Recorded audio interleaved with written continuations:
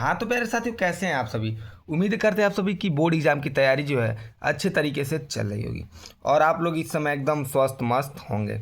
जैसे कि दोस्तों आज की वीडियो में हम लोग बात करने वाले हैं क्लास 10th कला के बहुविकल्पी प्रश्नों का खजाना, यानी कक्षा 10 में जो बहुविकल्पी प्रश्न आता है कला में 20 नंबर का, वो खजाना लेकर मैं आ चुका हूँ। इतना ही आप लोग को पढ़ना है। अगर इतना बहुविकल्पी प्रश्न पढ़ लेते हैं तो पक्का इसमें से 20 तो पुस्ताना लड़ जाएगा। क्या है, इसी तरह से सभी विषयों का बहुविकल्पी प्रश्न को जानने के लिए मेरे चैनल को सब्सक्राइब करें। चैनल का नाम क्या है? Study with Anoop. चैनल का नाम स्टडी विथ अनूप, ठीक है ना। तो चलिए, स्टडी विथ अनूप चैनल में आपका स्वागत है। अब चलते हैं हम लोग प्रश्नों की तरह। स्टडी विथ अनूप चैनल में स्वागत करते हैं आपका, ठीक है। चलिए, तो पहला प्रश्न क्या है? बहुविकल्पी प्रश्न है, कला से है। हरा रंग कौन सा है? यानी हरा रंग क्या है? प्राथमिक रंग है या गर्म है या तटस्थ है या द्वितीयक है? तो भाई हरा रंग जो है हमारा कौन सा है? तो हमारा द्वितीयक रंग है। यानी कौन सा रंग है हरा? द्वितीयक रंग है। ये वाला ऑप्शन सही है। आपको सभी इन प्रश्नों को याद रखना है, बहुत ही इंपॉर्टेंट ये सब प्रश्न है, ठीक है ना। दूसरा क्या है? शीतल रंग कौन सा है? लाल है, पीला है, बैगनी है, हरा है। यानी पूछ रहा है शीतल रंग कौन सा है? तो शीतल रंग यानी हमारा कौन सा है? हरा है। कौन सा रंग है? हरा। शीतल कैसे? यानी जैसे देखते हैं आप लोग हरा हरा, जब पूरा मतलब सिवान में चारों तरफ हमारे क्या होती है? हरियाली रहती है, तो कैसा हमारे आँख को ठंडक महसूस होता है, इससे जानेंगे। यानी शीतल रंग कौन सा है? हरा रंग है, ठीक है ना। चलिए, तीसरा क्या है? पेस्टल रंग किस प्रकार के होते हैं? यानी जो पेस्टल रंग होते हैं वो किस प्रकार के होते हैं? ऑप्शन क्या है? स्थायी, अस्थायी, चमकीले या धुलधुले। तो पेस्टल रंग जो हमारे होते हैं वो क्या होते हैं? धुलधुले होते हैं, ठीक है ना। यानी डी वाला ऑप्शन हमारा क्या है? सही है, धुंधले होते हैं, ठीक है। चलिए, इसी प्रकार चौथा क्या है हमारा? कि नीला रंग क्या है? चौथा, नीले रंग का विरोधी रंग कौन सा है? यानी नीले रंग का विरोधी रंग कौन सा है? ऑप्शन ए है लाल, बी है पीला, सी नारंगी, डी हरा। तो नीले रंग का विरोधी रंग कौन सा होता है? तो नीला का विरोधी क्या होता है? पीला होता है। यानी बी वाला ऑप्शन क्या है हमारा? सही है, ठीक है ना। चलिए, पांचवा देखते हैं। पांचवा हमारा क्या है? पांचवा प्रश्न,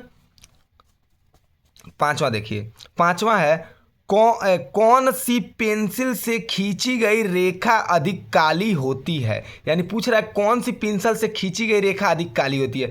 HB है, H है, 2B है, 2H है। तो देखो भाई, जो हमारा HB यानी बी वाली पेंसिल से खींची, जो बी जिस पे लिखा हो और जितने बड़ी संख्या में दिया हो उससे जो हम रेखा खींचते हैं अधिक काली होती है। यानी हमारा इसमें कौन सा ऑप्शन सही हो जाएगा? 2B, ठीक है ना। 2B वाली पेंसिल से हमारी खींची गई रेखा काली होगी। ये यहाँ 2B की जगह अगर 3B 4B रहता तो उस पर ऑप्शन में मारते, ठीक है ना। चलिए, छठवां क्या है? छठवां है, ओष्टवाड चक्र में कितने रंग होते हैं? ये तो आपको ही पता, ओष्ट नाम से ही पता है, ओष्ट का मतलब 8। यानी ओष्टवाड चक्र में कितने रंग होते हैं? तो ऑप्शन ए है 5, बी है 6, डी है 7, सी है 7 और डी है 8। तो ओष्टवाड में कितने चक्र होते हैं? चक्र में कितने रंग होते हैं? तो 8 रंग होते हैं। यानी कौन सा ऑप्शन सही है? डी वाला ऑप्शन हमारा सही है। चलिए, सातवां प्रश्न देखते हैं हम लोग। सातवां प्रश्न हमारा क्या है? सातवां है कि हरा रंग नेत्र पर कैसा प्रभाव डालता है? तो मैंने अभी आपको बताया कि जब हम लोग क्या करते हैं, हम लोग अगर सिवान उवान खेत वोत में देखते हैं तो चारों तरफ जब हरियाली रहती है तो हमारे आँख को क्या होता है? ठंडक महसूस होता है। ऑप्शन क्या है इसमें? सामान्य, ठंडा, गर्म, कुछ नहीं। तो हरा रंग हमको कैसा प्रतीत होता है आँख नेत्र पर? तो ठंडा प्रतीत होता है। यानी कौन सा ऑप्शन सही है? बी वाला ऑप्शन सही है, ठीक है ना। चलिए, अब इसी प्रकार आठवें प्रश्न की तरफ, बहुविकल्पी प्रश्न की तरफ हम लोग चलेंगे। आठवां क्या है हमारा? देखते हैं। चलिए, आठवां क्या है हमारा?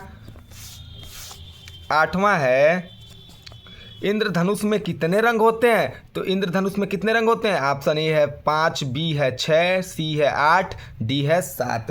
तो इंद्रधनुष में कितने रंग होते हैं? ये तो आपको पता ही होगा, इंद्रधनुष में 7 रंग होते हैं। यानी डी वाला ऑप्शन हमारा क्या है? सही है। नौवां क्या है? कला शब्द किस भाषा का शब्द है? यानी कला किस भाषा का शब्द है? पहला ऑप्शन है हिंदी, दूसरा संस्कृत, तीसरा फारसी, चौथा पाली। तो कला शब्द जो है हमारा क्या है? संस्कृत भाषा का है, ठीक है ना। किसका है? संस्कृत भाषा का। तो यानी बी वाला ऑप्शन हमारा सही है। चलिए, 10वां क्या है? सफेद रंग का विरोधी। सफेद रंग का विरोधी क्या होता है? ए है ऑप्शन नीला, बी काला, सी भी काला, यहाँ कुछ और रहना चाहिए, काला नहीं, यहाँ पीला कर देते हैं, ठीक है ना। ऑप्शन में दोनों सेम हो गया, यहाँ पीला कर दीजिए, पीला लिख दीजिए। ठीक है, सी है पीला, डी है भूरा। यानी सफेद रंग का विरोधी रंग कौन सा होता है? तो सफेद का विरोधी क्या होता है? काला होता है। यानी हमारा बी वाला ऑप्शन क्या है? सही है। ठीक है ना। चलिए 11वां क्या है? निम्नलिखित में से गर्म रंग है, गर्म रंग कौन है? नीला, लाल, हरा, बैगनी। ऑप्शन दिया इसमें कौन सा सही है? तो हमारा जो गर्म रंग होते हैं वह लाल है। इसमें से लाल जो है हमारा गर्म रंग होता है। देखे होंगे जब किसी इंसान को अंदर से क्या अगर गुस्सा आता है तो गर्म होता है, तो उसका इसका मतलब खून जो अंदर का लाल हो गया होता है। इससे आप लोग याद कर सकते हैं। यानी लाल जो होता है गर्म रंग होता है। ठीक है ना। चलिए 12वां प्रश्न क्या है हमारा? निम्नलिखित में से तटस्थ रंग कौन सा है? यानी तटस्थ रंग कौन सा होता है पूछ रहा है। तो तटस्थ रंग दो होते हैं, एक सफेद और एक काला। पूछ सकता है तटस्थ रंग कितने होते हैं? तो दो होते हैं, एक सफेद एक काला। लेकिन इसमें क्या पूछा? निम्नलिखित में तटस्थ रंग कौन सा है? यानी इसमें तटस्थ रंग कौन सा है? ऑप्शन है सफेद, बी है लाल, सी हरा, डी नीला। तो अभी मैंने बताया सफेद और लाल सफेद और काला जो होते हैं तटस्थ रंग होते हैं। तो यहाँ ऑप्शन क्या है? सफेद दिया है। यानी ए वाला ऑप्शन क्या है? सही है। ठीक है ना। चलिए 13वां बहुविकल्पी प्रश्न हमारा क्या है? मुख्य रंग कितने हैं? यानी मुख्य रंग कितने होते हैं? तो मुख्य रंग कितने होते हैं? ऑप्शन है ए 2, बी है 3, सी है 5, डी है 7। तो मुख्य रंग जो हमारे होते हैं इनकी संख्या कितनी होती है? मुख्य रंग जो होते हैं हमारे 3 होते हैं। यानी कौन सा ऑप्शन सही है? बी वाला ऑप्शन सही है। ठीक है ना। चलिए इसी प्रकार 14वें नंबर की तरह चलते हैं बहुविकल्पी प्रश्न की। प्राथमिक रंग है, यानी प्राथमिक रंग कौन है? हरा, आसमानी, पीला या लाल, नीला, पीला या काला, सफेद और भूरा या नारंगी, धानी और आसमानी। तो हमारे जो प्राथमिक रंग होते हैं कौन से होते हैं? प्राथमिक रंग जो है हमारे लाल, नीला, पीला होते हैं। यानी बी वाला ऑप्शन हमारा क्या है? सही है। ठीक है ना। चलिए 15वां बहुविकल्पी प्रश्न देखते हैं। द्वितीयक रंग कितने होते हैं? द्वितीयक रंग पूछ रहा है कितने होते हैं हमारे। तो द्वितीयक रंग भाई कितने होते हैं? 3 होते हैं द्वितीयक रंग हमारे। कितने ऑप्शन में है? पहला है 2, दूसरा 8, तीसरा 5, तीसरा 3। यानी कौन वाला ऑप्शन सही है? सी वाला, डी वाला ऑप्शन सही है। यानी द्वितीयक रंग हमारे कितने होते हैं? 3 होते हैं। 16वां क्या है कि गुलाबी रंग किन 2 रंगों के मिश्रण से बनता है? यानी गुलाबी रंग किन किन रंगों को मिलाने से बनता है? ठीक है ना। तो गुलाबी रंग आपको भी पता होगा कि लाल, पहला ऑप्शन है लाल और सफ़ेद, दूसरा हरा और लाल, तीसरा सफ़ेद पीला, चौथा है पीला प्लस लाल। तो आपको पता ही होगा कि गुलाबी जो रंग होता है वह लाल और सफ़ेद से मिलकर बना होता है। यानी ये वाला ऑप्शन सही है। ठीक है ना। चलिए अब 17वां बहुविकल्पी प्रश्न क्या है? 17वां है कि कौन से रंगों का माध्यम पारदर्शी होता है? पूछ रहा है कौन से रंगों का माध्यम पारदर्शी होता है। ऑप्शन ए है जल रंग, बी है तैल रंग, सी है एक्रेलिक रंग और डी है क्या? पेस्टल रंग। तो इसमें से कौन से रंगों का जो होता है माध्यम पारदर्शी होता है? तो भैया जो हमारा तैल रंग होता है, तैल रंग जो होता है माध्यम उसका क्या होता है? पारदर्शी होता है। यानी बी वाला ऑप्शन क्या है? सही है। ठीक है। 18वां प्रश्न क्या है कि कौन सी पेंसिल से बनाई गई रेखा हल्की होती है? अब भैया कौन सी पेंसिल से पूछ रहा है, तो जितना एच में आएगा, एच से जो अक्षर लिखा होगा उसमें सबसे हल्की लिखी जाती है। कौन सी पेंसिल से बनाई गई रेखा हल्की? ऑप्शन क्या है? 2B, ये तो काला लिखेगा। 2H, देखते हैं अभी आगे ऑप्शन में हो सकता है यही हो। तीसरा क्या? HB, चौथा H। तो भैया जो H में लिखा है 2H के साथ है ना, वह क्या हो जाएगा? इससे ही हमारा सबसे हल्की रेखा होती। कौन सी पेंसिल से बनाई गई रेखा हल्की होती है? यानी 2H से। ऑप्शन नंबर कौन सा हो जाएगा? बी वाला ऑप्शन सही हो जाएगा। ठीक है ना। चलिए अब 19वें बहुविकल्पी प्रश्न की तरफ हम लोग चलते हैं। चलिए यहाँ पर 19वां बहुविकल्पी प्रश्न देखते हैं क्या हमारा। ये रहा। क्या है? निम्न में से कौन सा रंग इंद्रधनुष में नहीं होता है? यानी इसमें से कौन सा ऐसा रंग है जो इंद्रधनुष में नहीं होता है? ऑप्शन है नीला, नारंगी, भूरा, लाल। तो भैया इंद्रधनुष में नीला रंग पाया जाता है, नारंगी रंग भी पाया जाता है और लाल भी। कौन सा रंग नहीं पाया जाता है? भूरा। यानी ऑप्शन नंबर क्या है? सी हो जाएगा सही इसका। ठीक है ना। अगला क्या है? अगला है कि छत के केंद्र को अलंकृत करने के लिए कौन सा आलेखन उपयुक्त होगा? यानी छत के केंद्र को अलंकृत करने के लिए इसमें से कौन सा केंद्र जो है आलेखन उपयुक्त होगा? ऑप्शन है केंद्रीय आलेखन, बी है कोने का आलेखन, किनारे का आलेखन, लेखन, इसमें से कोई नहीं। यानी ऑप्शन है कोई नहीं। यानी भैया देखो छत्र के केंद्र को अलंकृत करने के लिए हमको क्या?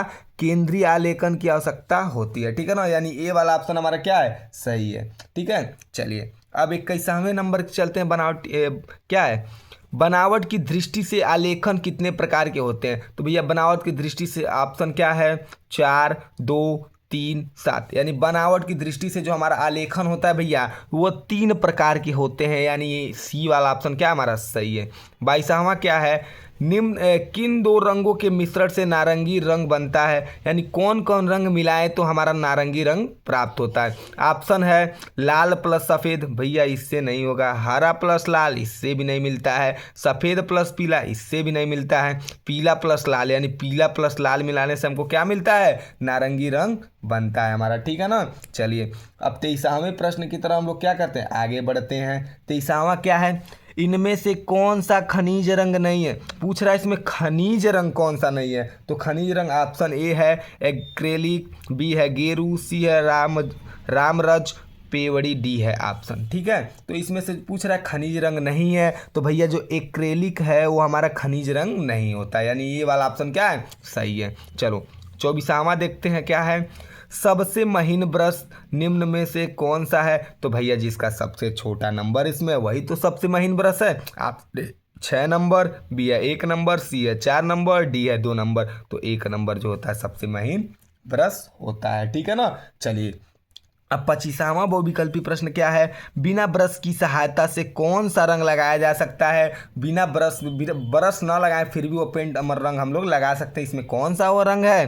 पहला है जल रंग, दूसरा है तैल रंग, तीसरा है पेस्टल रंग, चौथा है इनमें से कोई नहीं। तो भैया बिना ब्रश की सहायता से हम लोग पेस्टल रंग लगा सकते हैं, यानी 25वां का सी वाला ऑप्शन सही हो जाएगा, ठीक है ना।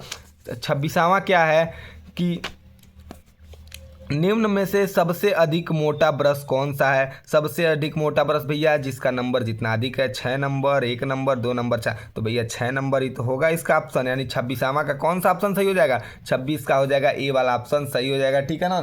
चलिए अब 27 नंबर की तरह चलते हैं। 27 नंबर की तरह 27 क्या है, कपड़े पर